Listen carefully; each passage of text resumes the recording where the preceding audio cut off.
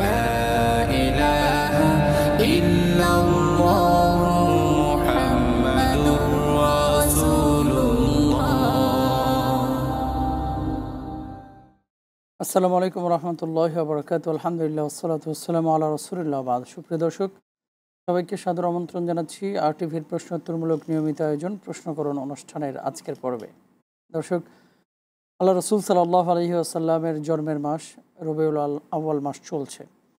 আমরা এ মাসে রাসূল আকরাম সাল্লাল্লাহু আলাইহি ওয়াসাল্লামের জীবন আচরণ, জীবন ইতিহাস, জীবন আদর্শ বিভিন্ন সেগমেন্টে বিভিন্ন অনুষ্ঠানে আলোচনা করে থাকি। আজকেও আপনাদের নির্বাচিত প্রশ্নের পাশাপাশি প্রিয় রাসূল সাল্লাল্লাহু আলাইহি ওয়াসাল্লামের জীবনের কিছু অংশ নিয়ে আমরা কথা বলার চেষ্টা করব ইনশাআল্লাহ তাআলা। আলোচনার জন্য স্টুডিওতে আমন্ত্রিত হয়েছেন বিজ্ঞ আলেমে দ্বীন, বিশিষ্ট ইসলামী চিন্তাবিদ, শিক্ষাবিদ মোহতারাম ডক্টর আনোয়ার হোসেন মোল্লা।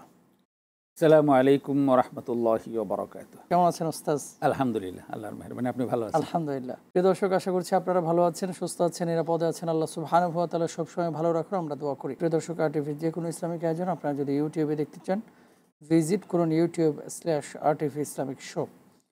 আমরা চলে যাচ্ছি আমাদের সম্মানিত শাইখের কাছে। প্রথমেই গুরুত্বপূর্ণ যে প্রশ্নটি, আল্লাহর হাবিব সাল্লাল্লাহু আলাইহি ওয়াসাল্লামের গোটা জীবন আদর্শ থেকে আমাদের জীবনের মূল শিক্ষা কি, সম্মানিত শাইখ যদি বলতেন। আলহামদুলিল্লাহ ওয়াসসালাতু ওয়াসসালামু আলা রাসূলিল্লাহ ওয়া আলা আলিহি ওয়া সাহবিহি আজমাইন, আম্মা বাদ। আমরা যদি রাসূলুল্লাহ সাল্লাল্লাহু আলাইহি ওয়াসাল্লামের গোটা জীবনটা পর্যালোচনা করি, তাহলে আমরা ওইখানে কয়েকটা ধাপ দেখতে পাই।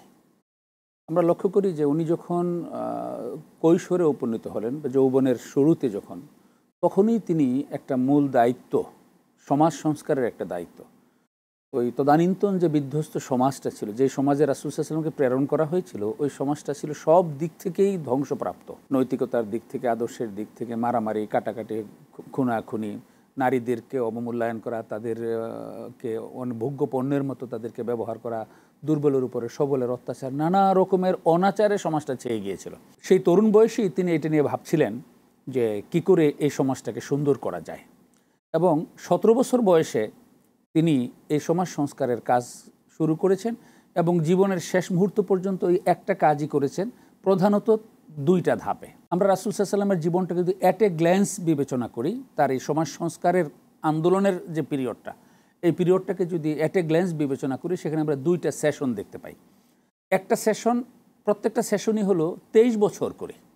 প্রথম সেশন 17 বছর থেকে 40 বছর পর্যন্ত, দ্বিতীয় সেশন হলো 40 বছর থেকে 63 বছর পর্যন্ত। সেম সেশন, সেম কাজ করেছেন, শুধু কর্মপদ্ধতি, কর্মপরিকল্পনা এবং কাজের যে পলিসি, এই পলিসি ভিন্ন ছিল। এই পলিসি ভিন্নতার কারণে রেজাল্ট ভিন্ন এসেছে। আমরা বিশ্লেষণ করলে দেখতে পাই যে 17 বছর বয়সে তিনি যখন হিলফুল ফুজুল গঠন করলেন, এই 17 বছর থেকে 40 বছর পর্যন্ত তিনি কাজ করেছেন হিলফুল ফুজুলের ব্যানারে, এবং সম্ভবত পৃথিবীর ইতিহাসে সর্বপ্রথম কোনো সংবিধিবদ্ধ অর্গানাইজ একটা যুব সংগঠন যেটা রাসূলুল্লাহ সাল্লাল্লাহু আলাইহি ওয়াসাল্লাম করেছেন। তো ওটা হিলফুল ফুজুল। হিলফুল ফুজুলে তার সাথে তার সমবয়স্ক বা কিছু কম বেশি বয়স যাদের, ওরকম তরুণদের নিয়ে, ওরকম যুবকদের নিয়ে, বিশেষ করে সমমনা যারা চায় যে সমাজটাকে ভাঙতে হবে, নতুন সমাজ গড়তে হবে, এই লোকদেরকে নিয়ে তিনি কাজ করেছেন। 40 বছর বয়স পর্যন্ত এই কাজটা তিনি করেছেন। 23 বছর অর্থাৎ 17 বছর থেকে 40 বছর কিন্তু একজন মানুষের জীবনের যৌবনের উদ্যমের পুরা টাইমটা। তিনি যৌবনের উদ্যমের পুরা টাইমটা এই 23 বছর ব্যয় করার পরেও তিনি দেখলেন যে তার ডাকে মানুষ তেমন সাড়া দেয়নি, তার এই আন্দোলন খুব একটা সাফল্যের মুখ দেখেনি। সেই অন্যায় অবিচার রয়ে গেছে, দুর্বলের উপরে সবলের অত্যাচার চলতেছে, নারীরা নিগৃহীত, নির্যাতিত, অপদস্থ, অপমানিত, কন্যা সন্তান হওয়ার অপরাধে পরিবারের লোকেরা তাকে জীবন্ত দাফন করতেছে, এরকম নানা জঘন্য কাজ সমাজে চলতেছেই। তখন রাসূল সাল্লাল্লাহু আলাইহি ওয়াসাল্লাম টেনশনে পড়ে গেলেন যে তাহলে এই সমাজকে কি সংশোধন করা যাবে না? কী করলে সেটা সম্ভব? তিনি ভাবতে থাকেন, একাকী চুপচাপ গবেষণা করেন, ভাবেন, ধ্যান করেন, লোকালয় ছেড়ে জাবালে নূর, যেটা হেরা পর্বতের গুহায় গিয়ে দিনের পর দিন ভাবেন যে তাহলে আমি তো আমার যোগ্যতা, আমি আমার মেধা এবং আমার সমসাময়িক যারা রয়েছে, আমার ফোরামে যারা রয়েছে, তাদের সর্বোচ্চ দিয়েই তো এই সমাজটাকে সংশোধন করার জন্য চেষ্টা করেছি, তাহলে হলো না কেন? এরকম নানা বিষয় নিয়ে তিনি ভাবতে থাকেন। ভাবতে ভাবতে ঘন্টার পর ঘন্টা, দিনের পর দিন এভাবে তিনি ভাবতে থাকেন, কোনো সমাধান খুঁজে পান না। ঠিক এমনই একটা অবস্থায় এসে আল্লাহ তাআলার পক্ষ থেকে হযরত জিবরাইল আমিন এসে তাকে একটা মেসেজ দিলেন, যে মেসেজটার মূল কথা হলো যে আপনি এতদিন যেই কাজটা করেছেন সেই কাজটা করেছেন আপনি আপনার যোগ্যতা দিয়ে, আপনার পরিকল্পনা দিয়ে, আপনার বন্ধুবান্ধব যারা আছে বা আপনার সহকর্মী যারা আছে তাদের উদ্ভাবিত পরিকল্পনা, প্রকল্প এবং তাদের বিভিন্ন কর্মসূচি দিয়ে। কিন্তু গোটা মানুষের সকল সমস্যার একটা যৌক্তিক সমাধান করতে হলে মানুষের যোগ্যতা দিয়ে মানুষের সমস্যার সমাধান করা যাবে না। কারণ মানুষ সীমাবদ্ধ, খলিকাল ইনসানু দাইফা, মানুষ দুর্বল করেই কিন্তু মানুষকে সৃষ্টি করা হয়েছে। তাহলে সমাধান কি? আপনি যেই কাজটা করেছেন এটা ভাইটাল কাজ এবং এই কাজের জন্যই আল্লাহ তাআলা আপনাকে নির্বাচিত করেছেন। যদি এই কাজটা সফলভাবে শেষ করতে আপনাকে নতুন উদ্যমে শুরু করতে হবে। যিনি সৃষ্টি করেছেন, যিনি এই জাহানের স্রষ্টা, যিনি আপনার স্রষ্টা, এই তামাম মাখলুকাতের স্রষ্টা, সেই স্রষ্টার ফর্মুলা অনুযায়ী, সেই স্রষ্টার দিক নির্দেশনা অনুযায়ী, সেই স্রষ্টার পক্ষ থেকে প্রাপ্ত কর্মসূচি অনুযায়ী আপনি যদি কাজ করতে পারেন তাহলে সফলতার দ্বারপ্রান্তে যাওয়া যাবে। আমি সেটা আল্লাহর পক্ষ থেকে এনে আপনাকে দিচ্ছি। আপনি পড়ুন ইকরা বিসমি রাব্বিকাল্লাযী খালাক, যিনি সৃষ্টি করেছেন তার নামে নতুন করে শুরু করুন। জিবরাইল আলাইহিস সালাম সূরা আলাকের প্রথম 5টা আয়াত, যেখানে মানুষের সৃষ্টির কথা বলা হয়েছে, জ্ঞানের কথা বলা হয়েছে এবং কিভাবে সেই জ্ঞানের বিকাশ ঘটবে সেই কথাগুলো সেখানে বলা হয়েছে। রাসূল সাল্লাল্লাহু আলাইহি ওয়াসাল্লাম নতুন দিক নির্দেশনা পেলেন, তিনি নতুন করে আবার যাত্রা শুরু করলেন। আমাদের যেহেতু টাইম মোহতারাম, এখানে সম্পর্কে একটা বিষয়, সেটি হচ্ছে কুরআনুল কারীম আল্লাহ সুবহানাহু ওয়া তাআলা নাজিল শুরু করলেন, তো পূর্ববর্তী আরও তো আসমানি কিতাব ছিল। পূর্ববর্তী কিতাবগুলো রহিত হওয়ার কোনো কারণ আছে কিনা? পূর্ববর্তী যে কিতাবগুলো ছিল এটা আমাদের বোর্ডের সিলেবাসের মতন, ইউনিভার্সিটির সিলেবাসের মতন। এটা একটা সময়ের জন্য আল্লাহ তাআলা উপযোগী করে পাঠিয়েছেন। এখানে দুইটা বিষয় ঘটেছে।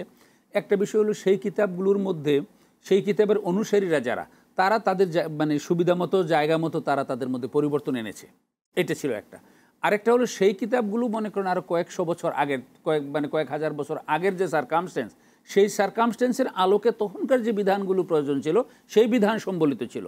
কিন্তু নতুন সারকামস্টেন্স অনুযায়ী, এবং তিনি যেহেতু শেষ নবী, তার এই বিধানে থাকতে হবে কিয়ামত পর্যন্ত অনাগত সকল মানুষের জন্য সুন্দরতম সমাধানের দিক নির্দেশনা। আগের কিতাবগুলো কিন্তু বাদ দেওয়া হয়নি।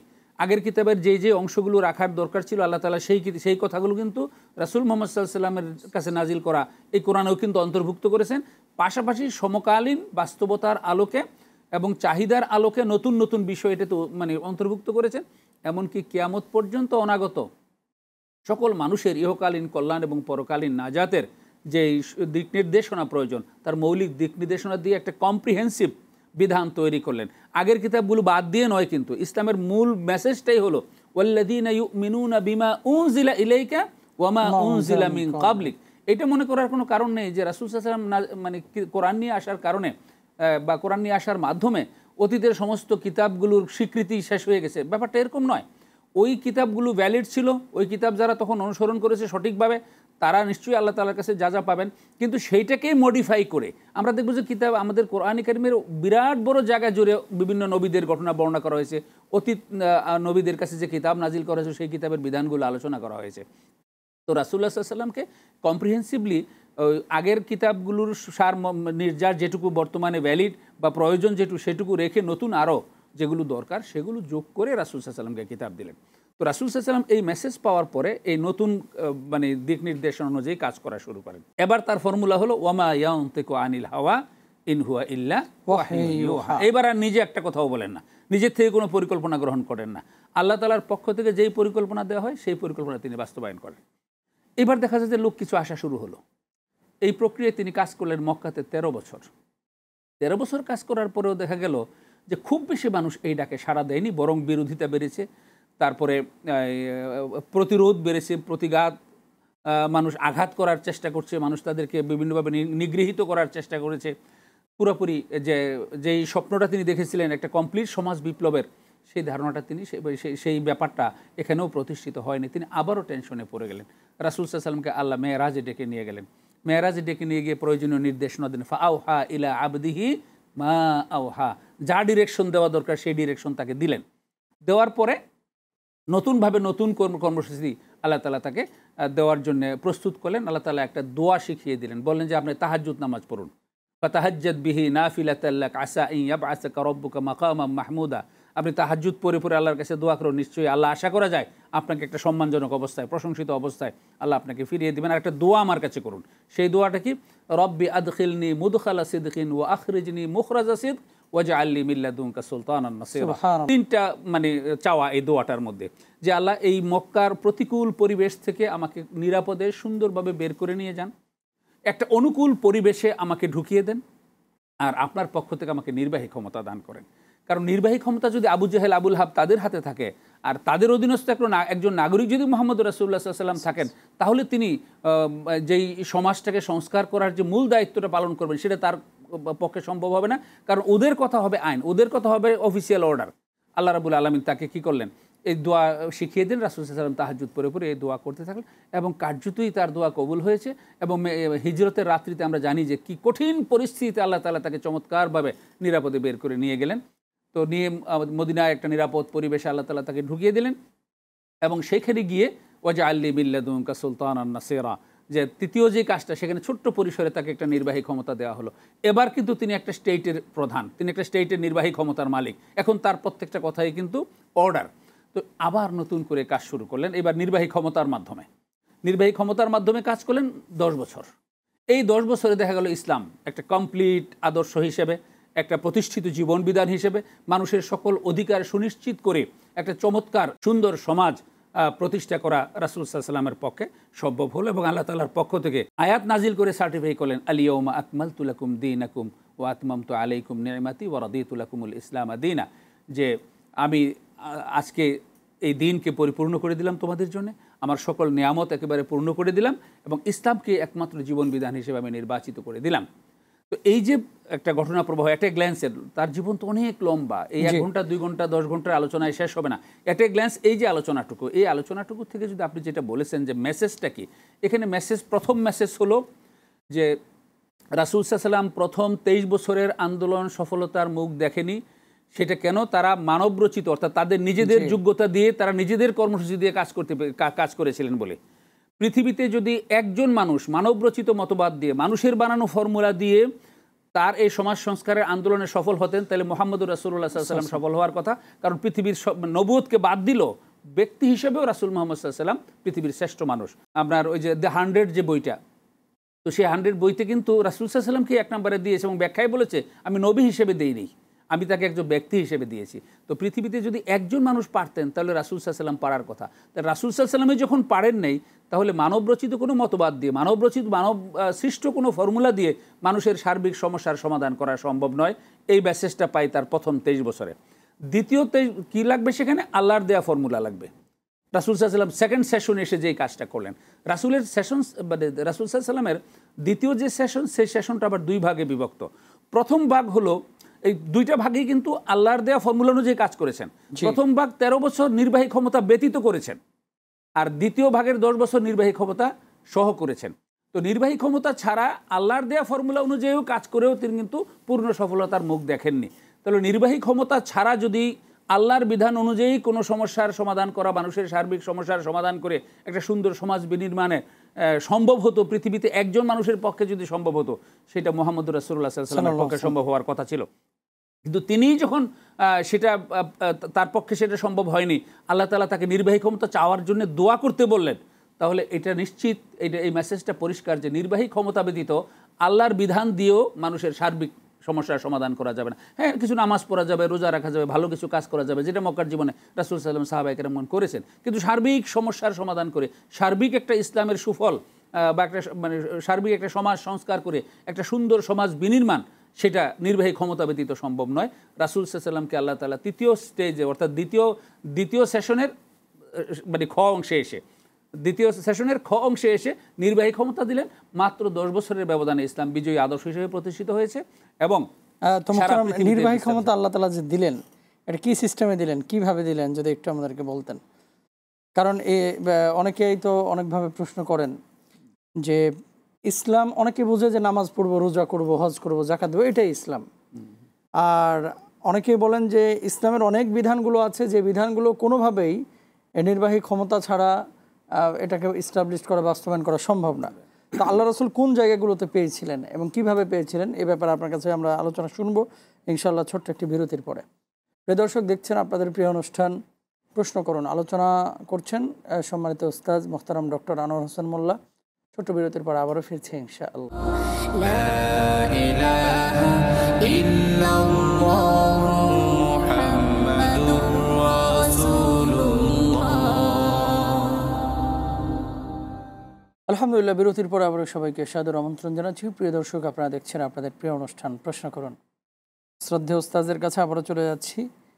দিনের সংজ্ঞার ব্যাপারে আমরা বলছিলাম যে নামাজ, রোজা, হজ, যাকাত, শুধু এটার নামে দিন, অন্যান্য অনেক বিধান আছে যেগুলো নির্বাহী ক্ষমতা ছাড়া এস্টাবলিশ করা বা প্রতিষ্ঠিত করা সম্ভব না।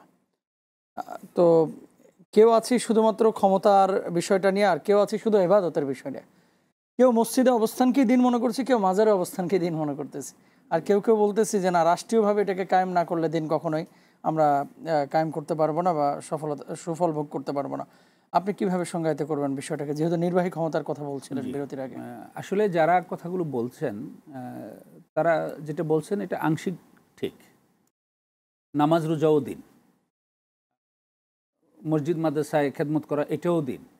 কিন্তু আমরা যদি একটা কমপ্লিট দিনের কথা বলি, একটা কমপ্লিট সমাজ বিনির্মাণের কথা বলি, তাহলে সেখানে নির্বাহী ক্ষমতা অবশ্যই লাগবে। নির্বাহী ক্ষমতা না হলে এই যে দিনের যে এই বিধানগুলো আছে, এই বিধানগুলো এবং অপরাপর যে প্রায়োগিক বিধানগুলো, বিশেষ করে ওই বিধানগুলো নির্বাহী ক্ষমতা না হলে এস্টাবলিশ করা সম্ভব হবে না। যেমন একজন অপরাধীর বিচার করতে হবে, আপনি নির্বাহী ক্ষমতা না থাকলে অপরাধীর বিচার করতে পারবেন না। অ্যাডমিনিস্ট্রেটিভ যে রুলগুলো রয়েছে, অ্যাডমিনিস্ট্রেটিভ বিভিন্ন ডিরেকশনগুলো রয়েছে, জনগণের উপর যে অ্যাডমিনিস্ট্রেটিভ ডিরেকশনগুলো আপনাকে অ্যাপ্লাই করতে হবে, নির্বাহী ক্ষমতা না হলে তো জনগণের উপর সেই অ্যাডমিনিস্ট্রেটিভ মানে আপনি যে ডিরেকশনগুলো আছে সেগুলো অ্যাপ্লাই করতে পারবেন না। এই জন্যে আমাদের বাহ্যিক যে দিনের যে বাহ্যিক যে মানে আমরা আচরণগত এবং বাহ্যিক যে দিনগুলো আমরা রয়েছে, যেগুলো আহকামগুলো রয়েছে, তো সেইগুলো দিনের পার্ট। কিন্তু আমরা যদি বলি যে রাসূল সাল্লাল্লাহু আলাইহি ওয়াসাল্লাম তো মক্কাতে নামাজ পড়তে তাকে কেউ বাধা দেয়নি, রোজা রাখতে তাকে কেউ বাধা দেয়নি, কিন্তু একটা কমপ্লিট সমাজকে ইসলামের আলোয় সুন্দর করে সাজানোর জন্যে অবশ্যই সেখানে নির্বাহী ক্ষমতার প্রয়োজন রয়েছে, আর না হলে সেটা হয় না। যেমন উদাহরণ হিসেবে যদি বলি, নির্বাহী ক্ষমতা না থাকলে সমাজে ফরজের মর্যাদায় থাকে না, এটা মোবা হয়ে যায়। এমনকি হারামের মানে থাকে না, সেটা মোবা হয়ে যায়। উদাহরণ হিসেবে যদি বলি যে নামাজ পড়া ফরজ মানে কি কম্পালসারি, বাধ্যতামূলক, কিন্তু নির্বাহী ক্ষমতা না থাকার কারণে নির্বাহীর পক্ষ থেকে এই নির্দেশটা সমাজে সামাজিকভাবে এস্টাবলিশ করার না কারণে দেখা যায় যে নামাজ কেউ পড়তেছে না, পড়লেও কিছু নেই, না পড়লেও কিছু নেই, যেটা করলেও চলে না করলেও চলে, এটাকে বলে মুবাহ শরীয়তে। তো আমরা কিন্তু নামাজটাকে ফরজের থেকে মুবাহ, সামাজিকভাবে নামাজটাকে মুবার পর্যায়ে নিয়ে এসেছি। সুদ খাওয়া হারাম, ঘুষ খাওয়া হারাম, মদ খাওয়া হারাম। নির্বাহী ক্ষমতার মাধ্যমে এই বিষয়টা এস্টাবলিশ না করার কারণে হারামটা ওইটা মুবার পর্যায়ে চলে আসছে। যার মনে চায় ঘুষ খাইতেছে, যার মনে চায় ঘুষ খায় না, যার মনে চায় মদ খাইতেছে, যার মনে চায় মদ খায় না। মিথ্যা কথা বলা হারাম, যার মনে চায় মিথ্যা কথা বলতেছে, যার মনে চায় মিথ্যা কথা বলতেছে না। অর্থাৎ ইসলামের যে বিধানগুলো, সেই বিধানগুলোর যে শরঈ মর্যাদা, সেই মর্যাদাটাও যদি প্রপারলি এস্টাবলিশ করতে হয়, তাহলে নির্বাহী ক্ষমতার মাধ্যমেই সেটা করতে হবে, আর না হলে শরঈ মর্যাদাটাও যথাযথ স্থানে থাকে না। ফরজগুলো ফরজের মান পায় না। যেমন আমাদের নামাজ, রোজা, এগুলো মুবার মানে চলে এসেছে, যার মনে চায় সে রাখতেছে, যার মনে চায় সে রাখতেছে না। সামাজিকভাবে বলছি, ব্যক্তিগতভাবে কেউ ফরজ মনে করে করতেছে, কিন্তু আমরা সামগ্রিক বিবেচনায় যদি বলি, অবশ্যই সেটা নির্বাহী ক্ষমতার মাধ্যমে, নির্বাহী ক্ষমতার প্রয়োগের মাধ্যমে সেটা এস্টাবলিশ করতে হবে। ওই যে তা'মুরুনা বিল মা'রুফ ওয়া তানহাউনা আনিল মুনকার, এই যে তা'মুরুনা বিল মা'রুফ, এই কাজটা কার করতে হবে? যিনি অথরিটি, তাকে করতে হবে, যার আমরের ক্ষমতা যাদের আছে। আমরের সংজ্ঞা কি? কাউলুল কাইলি লিগাইরিহি আলা সাবিলিল ইস্তিলা ইফআল। সাবিলিল ইস্তিলা ইফআল না হওয়া পর্যন্ত সেটা আমর হবে না। কিন্তু আমি যদি মনে করেন আপনাকে রাস্তায় গিয়ে বলি যে ভাই চলেন আমরা নামাজ পড়ি, এটা কিন্তু অর্ডার হলো না, আমর হলো না, এটা অনুরোধ হলো। আল্লাহ তাআলার পক্ষ থেকে বলেছে তা'মুরুনা বিল মা'রুফ, মারুফ কাজের নির্দেশ প্রদান করবে। সেই নির্দেশ দেওয়ার জন্য আলা সাবিলিল ইস্তিলা হতে হবে, অর্থাৎ ঊর্ধ্বতন অথরিটি হতে হবে। সেই ঊর্ধ্বতন অথরিটি স্টেপ বাই স্টেপ উঠতে উঠতে নির্বাহী ক্ষমতার সর্বোচ্চ যিনি পদে থাকবেন তার পর্যন্ত যাবে, তার থেকে তার অধস্তন, তার থেকে তার অধস্তন, এভাবে করে করে হবে। সুতরাং কমপ্লিটভাবে যদি ইসলামের সামগ্রিক সৌন্দর্য, সামগ্রিক বিধানগুলো এবং সামগ্রিকভাবে ইসলামকে একটা বিজয়ী আদর্শ হিসেবে দেখতে চাই, তাহলে নির্বাহী ক্ষমতা ছাড়া এটা মানে পরিপূর্ণভাবে পাওয়ার সুযোগ নেই। ব্যক্তিগতভাবে কিছু করা যেতে পারে, কিন্তু সেটা ইসলামের পরিপূর্ণ সৌন্দর্য প্রকাশ পাবে না। আরেকটা বিষয় আপনার কাছে জানতে চাচ্ছি যে এই যে রাসূল আকরাম সাল্লাল্লাহু আলাইহি ওয়াসাল্লাম, তিনি জন্মের পর থেকে প্রায় এই যে 23 বছর আপনার তিনিও তো ইবাদত বন্দেগী করেছেন, এমন তো না যে কোনো ইবাদতই করেন নাই, সৎ জীবনযাপন করেছেন, হালাল জীবনযাপন করেছেন, গুনাহমুক্ত জীবনযাপন করেছেন। আসলে কোরআন নাজিলের আগ পর্যন্ত তিনি কার আদর্শ গ্রহণ করেছেন? আছে না যে একটা কিতাব তো থাকা লাগবে, অথবা পূর্ববর্তী কোনো নবীকে তিনি অনুসরণ করেছেন কিনা, বা কোনো দিন অনুসরণ করেছেন কিনা? যদি করে থাকেন তাহলে এটা কি আল্লাহ সুবহানাহু ওয়া তাআলার বিশেষ ইশারা ছিল কিনা? আসলে বাস্তবতা হলো যে প্রত্যেকটা মানুষকে আল্লাহ তাআলা সৃষ্টিগতভাবেই এরকম একটা মানে কোয়ালিটি দিয়েছেন, যেটাকে আমরা তবিঈ বলি। কুল্লু মাউলুদিন ইউলাদু আলাল ফিতরা। সে তার বিবেক বিবেচনা বিশ্লেষণ করেই কোনটা তার করণীয় সেটা সে নির্ধারণ করবে। মানুষ, ওই যে আমরা একটা কথা বলে থাকি না, যদি এটা কোরআন সুন্নাহ দ্বারা সেভাবে ডাইরেক্টলি সমর্থিত নয় যে পৃথিবীর সর্বশ্রেষ্ঠ আদালত হল মানুষের বিবেক। প্রত্যেকটা মানুষ যখন নিজের বিবেককে জাগ্রত করে নিজের বিবেকের আলোকে সিদ্ধান্ত নিয়ে কাজ করতে যায়, তখন সে সঠিক ট্র্যাকে থাকার সুযোগ রয়েছে। শুধু উনি নন, কিন্তু হযরত আবু বকর রাদিয়াল্লাহু তাআলা আনহু সহ আরও বেশ কিছু সাহাবী রয়েছেন যারা কিন্তু ইসলাম মানে আনুষ্ঠানিকভাবে ইসলাম ঘোষিত হওয়ার আগেও তারা সৎ মানুষ হিসেবেই সমাজে প্রচলিত ছিলেন। তবে রাসূল সাল্লাল্লাহু আলাইহি ওয়াসাল্লাম আগের বিশেষ কোনো কিতাবের অনুসরণ করেছেন, কিংবা বিশেষ কোনো নবীর অনুসরণ করেছেন, কিংবা কোনো কিতাব তিনি পড়েছেন বা তাকে পড়ানো হয়েছে, এরকম কোনো ইতিহাস পাওয়া যায়নি। আল্লাহ তাআলার পক্ষ থেকে বিশেষ ব্যবস্থাপনায় প্রত্যেকটা নবীকে আল্লাহ রাব্বুল আলামিন একেবারে জন্ম থেকেই তার বিশেষ তত্ত্বাবধানে নবুয়তের জন্য প্রিপেয়ার করেন। আমরা যেমন দেখতে ইব্রাহিম আলাইহিস সালাম যখন একেবারেই ছোট ছিলেন, তখন ইব্রাহিম আলাইহিস সালাম, ইসমাঈল আলাইহিস সালাম যখন একেবারেই ছোট ছিলেন, তার বাবা ইব্রাহিম আলাইহিস সালাম এসে বলেছিলেন কি, ইন্নী যে রাআইতু ফিল মানামি আন্নী আযবাহুকা ফানজুর মাযা তারা, আমি স্বপ্নে দেখি যে তোমাকে জবাই করতেছি, এই ব্যাপারে তোমার মত কি? তখন কিন্তু ইসমাঈল আলাইহিস সালাম একেবারেই বালক বয়স, নবুয়তের বয়স তার তখনও হয়নি। তিনি কয়েকটা জিনিস চিন্তা করেছেন, এটা থেকে আল্লাহ তাআলার পক্ষ থেকে এসেছে। তিনি চিন্তা করেছেন আমার বাবা একজন নবী, আর নবীদের স্বপ্নটা হলো আল্লাহ তাআলার পক্ষ থেকে ওহী। ওহী মানে হলো নির্দেশ। তো তিনি স্বপ্নে যখন আমাকে জবাই করা দেখতেছেন, তার মানে তাকে আল্লাহ তাআলা নির্দেশ দিয়েছেন, কিন্তু আমাকে এই কথাটা তিনি বলতে পারতেছেন না। তিনি কিন্তু 3 স্টেপ আগায় বলেন। এটা বলেন না যে আপনি স্বপ্নে যেটা দেখেছেন সেটা কার্যকর করুন, আপনি স্বপ্নে যেটা দেখেছেন সেটা স্বপ্ন তো স্বপ্নই। আমরা হইলে বলতাম যে স্বপ্ন তো স্বপ্নই, সেগুলো নিয়ে এত টেনশন করার কি আছে? তিনি 3 স্টেপ এগিয়ে এসে বললেন, ইয়া আবাতিফ আল মা তুমার, আপনাকে যা অর্ডার করা হয়েছে। উনি কিন্তু বলেন নাই যে আমাকে অর্ডার করা হয়েছে, তিনি বলেছেন যে আমি স্বপ্নে দেখি। ইব্রাহিম আলাইহিস সালামের সমীকরণ, ইসমাঈল আলাইহিস সালামের সমীকরণটা কি? আমার বাবা নবী, নবীদের স্বপ্ন হলো ওহী, উনি স্বপ্নে দেখেছেন, সুতরাং সেটাও ওহী। আর নবীদের প্রত্যেকটা ওহী হলো কি? আমর, প্রত্যেকটা নির্দেশ। সুতরাং আমার বাবা আমাকে নির্দেশই প্রদান করেছেন। তো তিনি 3 স্টেপ আগে বললেন কি, যে ইয়া আবাতিফ আল মা তুমার, আপনি যা আদিষ্ট হয়েছেন, আপনাকে যা নির্দেশ দেওয়া হয়েছে সেইটা আপনি কার্যকর করুন। আমার ব্যাপারে হয়তো ভাবতেছেন আমি এটাকে কীভাবে নিব, সাতাজিদুনি ইনশাআল্লাহু মিনাস সাবিরিন। এটা কেন? এই ভাবনাটাই ইসমাঈল আলাইহিস সালামের মধ্যে আল্লাহ তাআলা কেন ঢুকালেন যে he is going to be নবী, তিনিও কিন্তু নবীর মানে প্রক্রিয়াতে রয়েছেন, তিনি 2 দিন পরে নবী হবেন। সুতরাং নবীর এই যে প্রক্রিয়াটাকে তাকে ছোটোবেলা থেকেই সেভাবে তৈরি করা হয়েছে। তো রাসূল সাল্লাল্লাহু আলাইহি ওয়াসাল্লাম নবুয়তের আগেও নবী হওয়ার যে প্রক্রিয়া, সেই প্রক্রিয়ার মধ্যে কিন্তু তিনি ছিলেন, এবং আল্লাহ তাআলার স্পেশাল গাইডেন্সের মাধ্যমেই কিন্তু তিনি সেভাবে বেড়ে উঠেছেন। আমরা দেখি তো অল্প বয়সেই তো মা হালিমার ওখানে থাকা অবস্থায় কিন্তু একবার তার কিন্তু আমরা যেটাকে মানে সিনা শাক বলি, তো সেটা হয়েছে, এবং সেখানে তার ছোটবেলায় অনেক মুজিজা প্রকাশিত হয়েছে। তো এই জিনিসগুলোর এটা প্রমাণ করে যে আল্লাহ রাব্বুল আলামিনের স্পেশাল তত্ত্বাবধানেই তাকে মানে আল্লাহ তাআলা তাকে তৈরি করেছেন। এবং এই যে প্রক্রিয়াটা, ধারাবাহিক প্রক্রিয়াটা যে হয়েছে, এটা কিন্তু আল্লাহর ইশারাই। সর্বশেষ আল্লাহ এটা প্রমাণ করতে চেয়েছেন যে আল্লাহর বিধান ছাড়া এবং নির্বাহী ক্ষমতা ছাড়া মানুষের সার্বিক সমস্যার সমাধান করা সম্ভব নয়। গোটা পৃথিবীতে ইসলামের সুশাসন প্রতিষ্ঠা করতে হলে এবং মানুষের কল্যাণ করতে হলে এই ধারাবাহিক প্রক্রিয়ার মাধ্যমে গিয়ে সর্বশেষ নির্বাহী ক্ষমতার মাধ্যমেই করতে হবে। রাসূল সাল্লাল্লাহু আলাইহি ওয়াসাল্লামকে এই ধারাবাহিক প্রক্রিয়াটা আল্লাহর মাধ্যমেই কিন্তু আল্লাহ করিয়ে এই মেসেজটা বিশ্ববাসীর জন্য রেখেছেন। আচ্ছা, দ্বীনে ইব্রাহিম বা রাসূল সাল্লাল্লাহু আলাইহি ওয়াসাল্লাম যে ইব্রাহিম আলাইহিস সালামের মতাদর্শ গ্রহণ করেছেন বা সেই ফর্মুলা অনুযায়ী দিন ফলো করেছেন, এই বিষয়ে আপনার বক্তব্য কি? নবুয়তের আগে? হ্যাঁ, অবশ্যই। মানে আরব বিশ্বে, বিশেষ করে এই মক্কা কেন্দ্রিক জাজিরাতুল আরব এবং ফিলিস্তিন, যেটা আর কি বর্তমানে, যেটাকে আগে বিলাদুশ শাম বলা হতো, এই 2 জায়গায় ছিল হযরত ইব্রাহিম আলাইহিস সালামের বিচরণ, এবং ইব্রাহিম আলাইহিস সালামের বংশধররা কিন্তু এই 2 জায়গায় ছিল। রাসূলুল্লাহ সাল্লাল্লাহু আলাইহি ওয়াসাল্লাম কিন্তু ইব্রাহিম আলাইহিস সালামের বংশধর থেকেই এসেছেন। সুতরাং ইব্রাহিম আলাইহিস সালাম যে বংশধর, মানে তার যে বংশধারা, এবং সেই বংশধারায় যে ধারাবাহিক যে প্রক্রিয়া চলে আসতেছিল, মানে জেনারেশন টু জেনারেশন, সেই জেনারেশনের ধারাবাহিকতাই কিন্তু রাসূল সাল্লাল্লাহু আলাইহি ওয়াসাল্লাম এসে এটা পেয়েছেন। নবুয়তের আগেই কিন্তু কাবা শরীফ আছে, নবুয়তের আগেই কিন্তু কাবা শরীফ ধ্বংস করতে আব্রাহা এসেছিলেন, নবুয়তের আগেই কিন্তু কাবা শরীফ মেরামতের কাজ করেছে। রাসূল সাল্লাল্লাহু আলাইহি ওয়াসাল্লামের বংশ যে কুরাইশ বংশ, সেই কুরাইশ বংশ কিন্তু ইব্রাহিম আলাইহিস সালামের সেই ধারাবাহিকতা থেকেই কিন্তু এই কাবাগরের জিম্মাদার হিসেবে বা কাবাগরের রক্ষক হিসেবে এবং বিভিন্ন এলাকা থেকে যারা তখনও কিন্তু এই কাবাগরের তওয়াফ ছিল, হজের একটা ভিন্ন প্রক্রিয়ায় হজ হতো, কিন্তু বছরে একবার লোকজন আসতো কাবাগর তওয়াফ করার জন্য। তো সেই ধারাবাহিকতা কিন্তু ইব্রাহিম আলাইহিস সালামের সেই ফর্মুলা কিন্তু ছিল, এবং ইব্রাহিম আলাইহিস সালামের সেই অনুসারী হিসাবেই কিন্তু কোরআনের বিভিন্ন জায়গায় উল্লেখ করা হয়েছে যে ইব্রাহিম আলাইহিস সালাম যে দিন এনেছেন সেই দিনটা সত্য দিন, এবং সেই দিনের অনুসারী হিসাবেই তোমরা কিন্তু মানে সেই দিনকে গ্রহণ করো। তিনি যে আদর্শটা রেখে গেছেন, মিল্লাত আবিকুম ইব্রাহিম, মিল্লাত অর্থ হলো না, কিন্তু আমরা কিন্তু উর্দুতে মিল্লাত অর্থ হলো জাতি, আর আরবিতে মিল্লাত অর্থ হলো আদর্শ। মিল্লাত আবিকুম ইব্রাহিম, তোমাদের পিতা ইব্রাহিমের আদর্শ তোমাদেরকে ধারণ করতে হবে, আর সেই ইব্রাহিম তোমাদেরকে মুসলিম নামকরণ করেছেন, হুয়া সাম্মাকুমুল মুসলিমিন, সেই ইব্রাহিম তোমাদেরকে মুসলিম নামকরণ করে গেছেন। সেই হিসেবেই বলা হয় যে মুসলিম জাতির বাবা হিসেবে ইব্রাহিম আলাইহিস সালামকে কোরআনে আল্লাহ রাব্বুল আলামিন উল্লেখ করেছেন।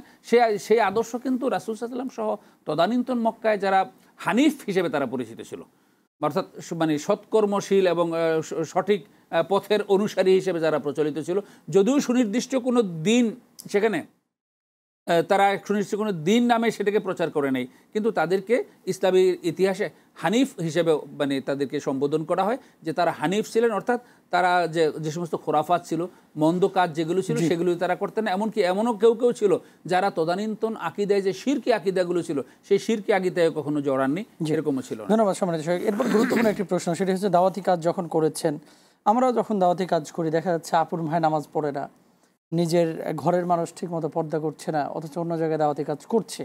আল্লাহর হাবিবের সময়তে এমনটি হয়েছে যে নিজের পরিবারের অনেক সদস্য ইসলাম কবুল করেন নাই, কিন্তু অন্যরা আলহামদুলিল্লাহ ইসলামের ছায়াতলে ঝাঁকে ঝাঁকে দলবদ্ধভাবে তারা এসেছেন, মদিনা থেকে ইসলাম কবুল করেছেন। আসলে হেদায়েত তো আল্লাহর পক্ষ থেকে হয়। আপনার কাছে যে বিষয়টি জানার উদ্দেশ্য এটি হচ্ছে মেহনতটা তো আমরা করি, কিন্তু হেদায়েত যে আল্লাহ তারা ঘরের মানুষকে দিচ্ছেন, এবং আপন চাচা পর্যন্ত বানানো নাই, এটার পেছনে কোনো হিকমা আছে কিনা, বা যে চাচা ইসলামের জন্য এত কষ্ট করলেন, নবীজিকে সেই যৌবনকাল থেকে সাপোর্ট করে আসলেন, অথচ ইসলামের ছায়াতলে তিনি আসলেন না, কি মেসেজ বা শিক্ষা আছে এর মধ্যে আমাদের জন্য? হেদায়েত বিষয়টা আমাদের বুঝতে হবে। হেদায়েতের দুইটা অর্থ। জি, একটা অর্থ হলো ইরাআতুত তরিক, পথ দেখানো, যে আপনি এখান থেকে গুলিস্তান কিভাবে যাব, যে এখান থেকে গিয়ে বাসে উঠবেন, বাসে উঠলে, অথবা আপনি প্রাইভেট কারে যদি যান এখান থেকে মগবাজার যাবেন, মগবাজার থেকে ডান দিকে মোড় নেবেন, ওখানে গিয়ে পল্টন যাবেন, পল্টন থেকে ডান দিকে এভাবে যাবেন। এটা হলো একটা হেদায়েত, মানে দিক নির্দেশনা প্রদান করা। এটা হলো হেদায়েতের একটা অর্থ। আরেকটা অর্থ হলো ইসাল ইলাল মাতলুব, অর্থাৎ একেবারে গন্তব্যে পৌঁছিয়ে দেয়া। আপনি গুলিস্তান যাবেন, চলেন আমার সাথে, একেবারে সাথে নিয়ে এই যাবে, এটা হলো গুলিস্তান। তো কোরআনে কারিমে এবং হাদিসে রাসূল সাল্লাল্লাহু আলাইহি ওয়াসাল্লাম যে হেদায়েত শব্দগুলো ব্যবহার করেছেন, এই হেদায়েতগুলো এই দুই অর্থে ব্যবহৃত হয়েছে। তো ওলামায়ে কেরামগণ বিশ্লেষণ করে দেখেছেন শাব্দিকভাবে এবং পারিভাষিকভাবে যেই হেদায়েতগুলো আল্লাহর দিকে নিসবত করা হয়েছে, সেই হেদায়েতগুলোর অর্থ হলো ইসাল ইলাল মাতুব, বা গন্তব্যে পৌঁছিয়ে দেয়া। যে আল্লাহর কাছে দোয়া করছে, আল্লাহ ইহদিনাস সিরাতাল মুস্তাকিম, আমাকে তুমি সিরাতে মুস্তাকিম দেখাও, অর্থাৎ সিরাতে মুস্তাকিমের গন্তব্যেই পৌঁছিয়ে দাও। যে মাই ইয়াহদিল্লাহু ফাহুয়াল মুহতাদ, যে ব্যক্তিকে আল্লাহ হেদায়েত করেছেন সেই হলো সঠিক পথ প্রাপ্ত। ওমাই ইউদলিলহু ফালান তাজিদ লাহু ওয়ালিয়াম মুরশিদা, আর আল্লাহ যাকে গোমরা করবেন তুমি তার জন্য কোনো অভিভাবক পাবে না যে তাকে সুপথ দেখাতে পারবে। তো আল্লাহর দিকে হেদায়েত শব্দটা যদি আল্লাহর দিকে নিসবত করা হয়, তার অর্থ হলো একেবারে গন্তব্যে পৌঁছিয়ে দেয়া। দ্বিতীয় অর্থ হলো ইরাআতুত তরিক। হেদায়েত অর্থ যদি কোনো কিতাবের দিকে, যে কিতাব হেদায়েত করবে, যেমন যালিকাল কিতাবু লা রাইবা ফিহি হুদাল লিল মুত্তাকিন, কিতাবের ব্যাপারে বলা হয়েছে এই কিতাবটা মুত্তাকিনদের জন্য হেদায়েত। যে হুয়াল্লাযী আরসাল মানে শাহরু রমাদান আল্লাযী উনজিলা ফীহিল কুরআন হুদাল লিন-নাস, এখানে হুদান বা হেদায়েত হিসেবে ব্যবহার করা হয়েছে। যখন কিতাবের দিকে নিসবত করা হয়, রাসূলের দিকে নিসবত করা হয়, কিংবা পরবর্তী কোনো দায়ীর দিকে নিসবত করা হয়, সেইটার অর্থ হবে ইরাআতুত তরিক, শুধু পথ দেখানো। গন্তব্যে পৌঁছার না পৌঁছার দায়িত্বটা আল্লাহর। তো রাসূলুল্লাহ সাল্লাল্লাহু আলাইহি ওয়াসাল্লাম যে হেদায়েতের কাজটা করেছেন সেটা হলো ইরাআতুত তরিকের কাজ করেছেন, তিনি পথ দেখিয়েছেন। কিন্তু গন্তব্যে পৌঁছানোর হেদায়েতটাকে তার মানে প্রকৃত সুপথের দিশা হিসেবে অ্যাকসেপ্ট করে তাকে মানে মুহতাদ ব্যক্তির অন্তর্ভুক্ত করার দায়িত্ব হলো আল্লাহ রাব্বুল আলামিন, আল্লাহ রাব্বুল আলামিনের কাছে। ইন্নাকা লা তাহদি মান আহবাবত, যে আপনি যাকে ইচ্ছা আপনি চাইলেই কিন্তু তাকে হেদায়েত করতে পারেন। ওয়ালাকিন্নাল্লাহ ইয়াহদি মান ইয়াশা, আল্লাহ যাকে ইচ্ছা করেন আল্লাহ তাকে হেদায়েত করেন। তো আর মানে শাব্দিকভাবেও এটার একটা ব্যাখ্যা কিন্তু বের করেছেন মুফাসসিরিনগণ। প্রত্যেকটা জায়গায় দেখা গেছে যেখানে আল্লাহর দিকে নিসবত করা হয়েছে সেইটা কোনো সেলা ছাড়া সরাসরি মফুলের দিকে মোতাদ্দি হয়েছে। আর যেখানে মানে ইরাতুত তরিক বর্ণনা করা হয়েছে সেইখানে সেলা ব্যবহার করেছে, ইলা অথবা লি, এরকম হুদাল্লিন নাস, ইয়াহদি ইলা সিরাতিম মুস্তাকিম, এরকম ইলা দিয়ে ব্যবহার করা হয়েছে। এই জন্য হেদায়েতটাকে আমরা যদি দুইটাকে একসাথ করে ফেলি তাহলে গুলিয়ে ফেলবো। হেদায়েত দুইটা, রাসূল সাল্লাল্লাহু আলাইহি ওয়াসাল্লাম হেদায়েত করেছেন, কোরআন হেদায়েত করছে, এবং পরবর্তী সময়ে অন্য দায়ী যারা আছে তারাও হেদায়েত করছেন। কিন্তু এই হেদায়েত অর্থ কিন্তু ইসাল ইলাল মাতলুব নয়। ইসাল ইলাল মাতলুব হলো ওই হেদায়েত যেটা কেবল আল্লাহ বান্দাকে সঠিকভাবে করেন এবং সেটার জিম্মাদারি এবং এখতিয়ার সম্পূর্ণ আল্লাহর। আল্লাহ যাকে ইচ্ছা সেই পথটা দিবেন, যাকে ইচ্ছা সেখানে দিবেন না। আমরা একজনকে নামাজি বানিয়েছি, হয়তো আমার কথায় নামাজ পড়েছে, কিন্তু সে আল্লাহ তাআলার দরবারে প্রকৃত হেদায়েত প্রাপ্ত এখনো হয়েছে কিনা এটি কিন্তু আমরা সার্টিফাই করতে পারবো না। আমরা ওই যে ইসাল ইলাল মাতলুবের মানে দাবি না করে আমরা ইরাতুত তরিক পর্যন্ত হেদায়েত হয়, আমরা হেদায়েত করছি, এটা সঠিক রাস্তা, আপনি এই পথে আসুন। তো আপনি যেটা বলেছেন যে আমরা পরিবারে অনেকের সমস্যা রয়েছে, এই হেদায়েতের কাজটা কিন্তু আমাদের মানে সার্বিকভাবেই করতে হবে। তবে অগ্রাধিকার করে অবদা বিমান তাউল, তোমার অধীনস্থ যারা রয়েছে তাদের দিয়ে আগে শুরু করো। এখন মানে কু আনফুসাকুম ওয়া আহলিকুম নারা, নিজে বাঁচো এবং তোমার পরিজন যারা রয়েছে তাদেরকে বাঁচাও, তারপরে পরবর্তী যারা আছে তাদেরকে আমরা করব। তো এই জন্য যারা আমরা হেদায়েতের কাজ করব, দাওয়াতের কাজ করব, অবশ্যই খেয়াল রাখতে হবে আমার পরিবার পরিজন, আমার সন্তানাদি, আমার স্ত্রী এবং আমার আত্মীয় স্বজন, আমার ভাই বেরাদর, এমনকি আমি যদি কোনো অফিসের কর্তা হই, আমার অধীনস্থ কর্মকর্তা কর্মচারীরা যারা রয়েছে, কারণ কিন্তু আলা কুল্লুকুম রাইন ওয়া কুল্লুকুম মাসউলুন আন রাইয়াতিহি, তোমরা প্রত্যেকেই দায়িত্বশীল, তোমার দায়িত্বের অধীনে যতটুকু এরিয়া রয়েছে এইটুকুর ব্যাপারে তোমাকে কিন্তু আল্লাহর কাছে জিজ্ঞাসিত হতে হবে। তো এই জন্যে আপনি এটা খুব সঠিকভাবেই বলেছেন যে আমাদের অবশ্যই নিজেদের পরিবার পরিজন এবং নিজেদের অধীনস্থ যারা রয়েছে, কারণ অধীনস্থদেরকে তো আপনি উলুল আমর হিসেবে অর্ডার করতে পারবেন। এখানে সাবিলুল ইস্তিলাটা আপনার অধীনস্থের ক্ষেত্রে প্রযোজ্য, অন্যদের ক্ষেত্রে অনুরোধ প্রযোজ্য। তো এই জন্য এটা অবশ্যই রাসূল সাল্লাল্লাহু আলাইহি ওয়াসাল্লাম যে করেছেন তিনি সফল, অবশ্যই সফল। আল্লাহ তাআলা তাকে যে দায়িত্বটা দিয়েছেন সেই দায়িত্ব তিনি যথাযথ পালন করেছেন। কিন্তু ওই যে ইসাল ইলাল মাতলুবের হেদায়েতটা আল্লাহ কাকে দিবেন কাকে দিবেন না এটা তো আল্লাহ তাআলার সিদ্ধান্ত। এই ক্ষেত্রে রাসূল সাল্লাল্লাহু আলাইহি ওয়াসাল্লামের মানে এই ব্যাপারে হেদায়েত করা পর্যন্ত, মানে ইরাতুত তরিক পর্যন্ত রাসূল সাল্লাল্লাহু আলাইহি ওয়াসাল্লামের দায়িত্ব। উনি একবারে সম্পূর্ণ বাল্লাগা রিসালাতাহু কামিলান, তিনি তার রিসালাতটাকে সম্পূর্ণভাবেই পৌঁছিয়েছেন। এবং বিদায় হজে কিন্তু এই ইয়াটাও তিনি সবার কাছ থেকে তিনি এই ঘোষণাটাও নিয়েছেন। শেষে কিন্তু এই কথাটা বলেছিলেন তিনবার এইভাবে করে, আল্লাহুম্মা হাল বাল্লাগতু, আল্লাহুম্মা হাল বাল্লাগতু, আল্লাহুম্মা হাল বাল্লাগতু, আপনারা সাক্ষী দেন আমি কি আমার উপর অর্পিত দায়িত্ব আপনাদের কাছে পৌঁছিয়েছি? সবাই বলেছে যে হ্যাঁ পৌঁছিয়েছেন, কারণ ইন্নামা আলাইকাল বালাগ, আপনার কাছে পৌঁছানো পর্যন্ত দায়িত্ব, হেদায়েতের মালিকটা হলেন আল্লাহ তাআলা। শুকরান, জাযাকাল্লাহ আপনার মূল্যবান সময় দেওয়ার জন্য। সম্মানিত শেখ, আল্লাহ তাআলা আপনাকে উত্তম প্রতিদান দান করুন। বারাকাল্লাহু ফিক, আপনাকেও ধন্যবাদ। এই প্রিয় দর্শক, দেখছিলেন আপনাদের প্রিয় অনুষ্ঠান প্রশ্ন করুন। চমৎকার আলোচনা করেছেন আমাদের সম্মানিত শেখ, প্রিয় ওস্তাজ। আল্লাহ তাআলা যা কিছু শুনলাম আমাদের প্রত্যেককে বুঝে বুঝে শিক্ষা গ্রহণ করার, আমল করার তৌফিক দান করুন। আজকে বিদায় নিচ্ছি, আল্লাহ হাফেজ, আসসালামু আলাইকুম ওয়া রাহমাতুল্লাহ।